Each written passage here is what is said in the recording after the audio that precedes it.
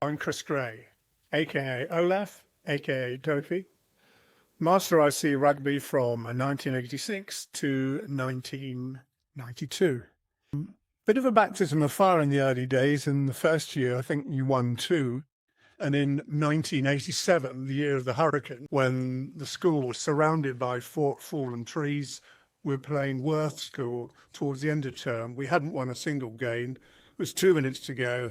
There was a touchline conversion, which the fullback, Dermot McGovern, kicked between the post amidst great celebrations, as you can imagine. Things got better in the years that followed. The next year, we won the first 10 games straight off, and then lost to Christ Hospital, and then to our arch enemies, Brighton, in the final game. Think about Brighton in highlights, and 2 years later, we were playing away at Brighton with a good side, and at half-time, Hurst were 18 points to 0 down. Turn around, we had the slope and the wind, and again, with 2 or 3 minutes to go, we managed to win the game 21-80. And for Hurst beating Brighton, that was always a feather in the boys' cap. And during this time, there were some very interesting tours. A memorable one in 1992 was the tour to Singapore and Australia with 45 boys away for 4 weeks. And for many of the boys, it was the first time they'd been away. And when I retired and really to concentrate on house mastering and Mark Little Ned Star,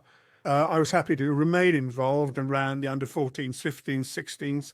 And one highlight, the first 15 and the second 15 went throughout the season, both teams unbeaten. That was pretty magic. Times have changed. I come back and watch rugby these days, and not only am I surrounded by boys and girls, but also huge amount of parents, games going on everywhere, fantastic fixture list, and obviously many boys who go on to play professional rugby at the highest level.